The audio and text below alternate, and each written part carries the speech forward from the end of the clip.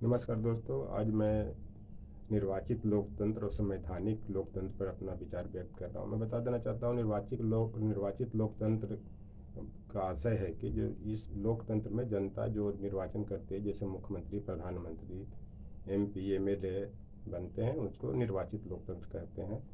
ऐसे राष्ट्रपति, उपराष्ट्रपति, राज्यसभा के सदस्य और विधान परिषद के सदस्य हैं, वो भी निर्वाचित प्रतिनिधि हैं, लेकिन उनको जनता प्रत्यक्ष रूप से चुनते हैं। तो मैं बता देना चाहता हूँ कि निर्वाचित जो लोकतंत्र के जो प्रतिनिधि हैं, किस तरह संवैधानिक लोकतंत्र की हत्या कर रहे हैं।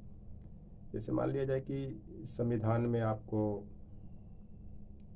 भाग 1 में भारत राज्यों का संघ है, 2 में नागरिकता है, तीसरा में मौलिक अधिकार है, चौथा में डीपीएसपी है, 4 में मौलिक कर्तव्य है। इस तरह से बहुत से प्रावधान दिए गए हैं, लेकिन जो निर्वाचित लोकतंत्र है, किस तरह से संवैधानिक लोकतंत्र की हत्या कर रहे हैं, इस पर मैं विचार व्यक्त कर रहा हूँ।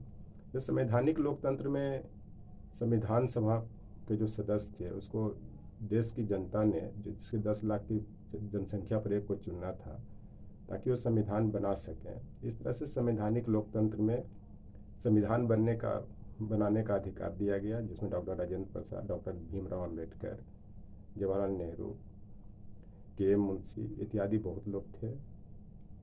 लेकिन आजकल किस तरह से हत्या की जा रही संवैधानिक लोकतंत्र की, इससे आप अंदाजा लगा सकते हैं कि मान लिया जाए कि भारतीय संविधान के अनुच्छेद 308 से 323 तक में अखिल भारतीय सेवा और संघ लोक सेवा आयोग का उल्लेख है।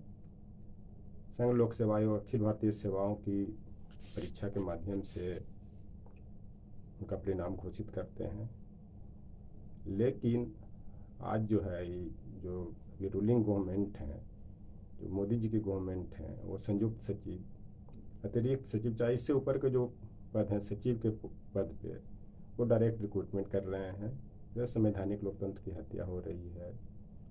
और सबसे बड़ी बात आज के डेट में कि एक अब्राहम मास्लो प्रशासनिक चिंतक हैं, लोक प्रशासन के हैं, उन्होंने बताया है कि मनुष्य की आवश्यकताओं का जो क्रम है वो 5 भागों में बांटा गया। जैसे भौतिक आवश्यकता में जो बुनियादी चीज़ होता है, रोटी, कपड़ा और मकान, लेकिन आज रोटी के लिए हाहाकार मचा हुआ लॉकडाउन से देख रहे हैं। कपड़ा का ये हाल है कि आप देख सकते हैं कि मान लिया जाए कि कहीं कोई टोपी पहन करके दूसरे संप्रदाय के, खास करके मुस्लिम वर्ग के हैं, उनको गो हत्या का आरोप लगा करके किस तरह मार दिया जा रहा है। तो लोग डर की वातावरण में जी रहे हैं। मकान का क्या स्थिति है आप देख सकते हैं, बहुत लोग फुटपाथ पर सो रहे हैं, फुटपाथ पर सो रहे हैं तो कुचले भी जा रहे हैं।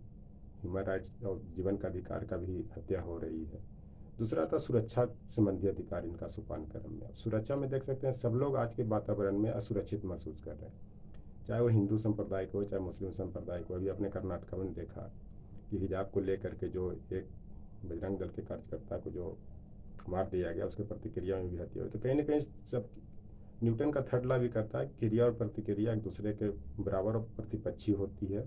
तो इस तरह से सब संप्रदाय असुरक्षित महसूस कर रहे हैं।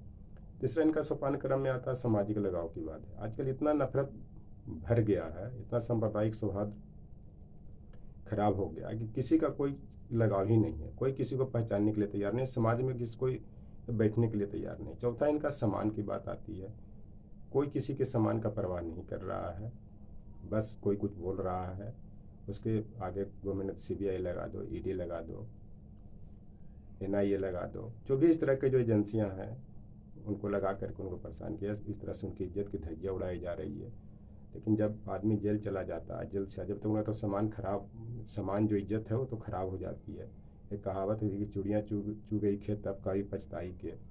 और पांचवा आता है आत्मसम्मान की बात। आत्मसम्मान की बात ये होती है कि जब कोई आदमी अच्छा काम करता है, अपने आप को गौरवान्वित महसूस करता है, अपने अंदर से एक एनर्जी आता है, सेटिस्फेक्शन मिलता है। लेकिन जो भी इस तरह के काम अच्छा भी कर रहे हैं, उनको प्रमोट नहीं किया जा रहा है, परेशान किया जा रहा है, तो उनको कहीं ना कहीं डिस्करेजमेंट मिल रही है, और वो ये देश छोड़ करके जाने के लिए मजबूर हैं, या कहीं भी बाहर जाने के लिए मजबूर है और जा भी रहे हैं। इसको ब्रेन ड्रेन कहते हैं। तो आप इसी से अंदाज लगा सकते हैं कि अब्राहम मास्लो का जो सिद्धांत है, जो सोपानीक्रम जो है, वो किस तरह से संवैधानिक मूल्यों को संरक्षण देता है, लेकिन निर्वाचित जो लोकतंत्र के जो शासक हैं किस तरह से इसकी हत्या कर रहे हैं। और संविधान में मान लिया जाए कि आपको विचार अभिव्यक्ति जो नहीं इसमें दिया गया है, कोई डर से बोल नहीं पा रहा है, 21 में जो जीवन का अधिकार है वो किस तरह से उसको हत्या की जा रही है या परेशान किया जा रहा है। तब इसी से अंदाज़ा लगा सकते हैं कि देश में किस तरह से निर्वाचित लोकतंत्र संवैधानिक लोकतंत्र को हत्या कर रही है। ये किसी से छिपा हुआ नहीं है। और किस तरह से अब इनको एक बाबा को नाम दिया गया है, जोगी बाबा को बुलडोजर बाबा। ये पता होना चाहिए कि अगर अपने एक निर्वाचित लोकतंत्र के मुखिया माननीय मुख्यमंत्री जो भी अपने को बुलडोजर बाबा कहते हैं, तो इस देश में तोप बाबा भी हैं। और तोप बाबा देश की जनता होती है और वो तोप बुलडोजर से ज़्यादा खतरनाक होता है, ये बताने की ज़रूरत नहीं है। आप इसी से देख सकते हैं कि किस तरह से एक निर्वाचित मुख्यमंत्री एक देश की जनता में भय पैदा कर रहे हैं, बुलडोजर बाबा कर करके, फिर अवघड़ी बाबा कह करके,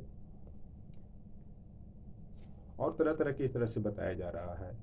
और भारतीय संविधान के अनुच्छेद 324 से 29 तक में निर्वाचन आयोग का प्रावधान किया गया। इस अनुच्छेद में इतने जो अनुच्छेद हैं निर्वाचन आयोग को संवैधानिक पद पर बैठाने की शक्ति देती है। शक्ति उत्तरदायित्व की उल्लेख करता है। इस शक्ति उत्तरदायित्व कर्तव्य का जो करिश्मा दिखाया माननीय स्वर्गीय टी सेशन ने दिखाया। अब आज के निर्वाचन आयुक्त किस तरह का स्टेटमेंट देते हैं, चाहे एक देश एक निर्वाचन की बात हो, तो कहीं ना कहीं चुनाव से प्रेरित है। और जो निर्वाचित जो लोकतंत्र के मुखिया हैं, चाहे प्रधानमंत्री हो या मुख्यमंत्री हो, गृह मंत्री हो, उनके इशारे पर इस तरह से स्टेटमेंट दिया जाता है। यहाँ तक कि एक पीएमओ का सचिव निर्वाचन आयोग के मुख्य आयुक्त तो अपने ऑफिस में बुलाते हैं कि आओ यहाँ मीटिंग करो, जो संवैधानिक लोकतंत्र की हत्या हो रही है। और इस तरह से स्टेटमेंट दिलाया जाता है ताकि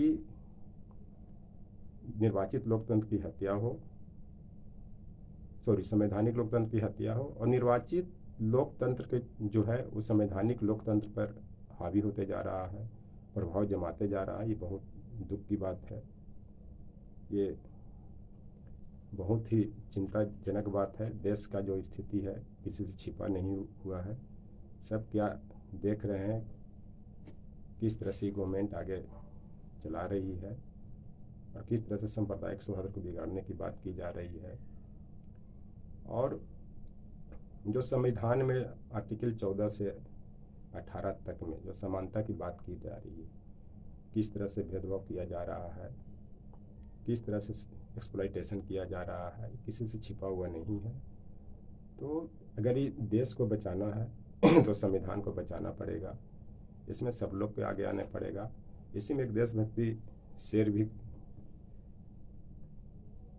कहा गया है, संविधान की कभी शाम नहीं होने देंगे, जनता की कुर्बानी बदनाम नहीं होने देंगे, बची हो जो एक बूंद लहू की, तब तक भारतीय संविधान का आंचल नीलाम होने नहीं देंगे। ये देशभक्ति शायर किसी ने नहीं कहा है, इसको मैं अपने स्तर से इसको मैं बनाया हूँ। और ये संविधान की बचाने की बात करती है। इसमें सबको इसमें सहयोग देने की बात है, क्योंकि संविधान है तभी एक तरह से संविधान देश और लोकतंत्र की खून है, लहू है।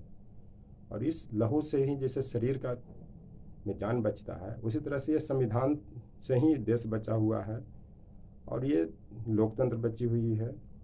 इसी में एक शेर और कहा गया है, मेरे संविधान तुमको नमन है मेरा, जीऊं तो जुबा पर नाम हो तेरा, मरूं तो संविधान कफन हो मेरा।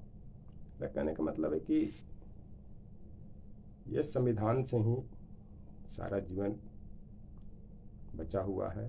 सब धरना प्रदर्शन करने की बात हो, चाहे संघ बनाने की बात हो, चाहे एक्सप्लॉइटेशन का विरोध करने की बात हो, चाहे धार्मिक स्वतंत्रता की बात हो, चाहे संवैधानिक उपचार की बात हो, जो आर्टिकल 32A में बताया गया, 1 में बताया गया है। तो अगर इसको बचाना है, देश को बचाना है, संविधान को बचाना है, तो निर्वाचित लोकतंत्र को हावी नहीं होने देना है, संवैधानिक लोकतंत्र को हावी होने देना है, जो हमारे देश के पुरोधा ने जो देखा था, जिन्होंने संविधान रचा, जिसको रचने में 2 वर्ष 11 महीना 18 दिन लगे, और वही संविधान को आज बदलने की बात की जा रही है, चाहे वो भगवाकरण की बात करके या हिंदू राष्ट्रवाद की बात कर करके।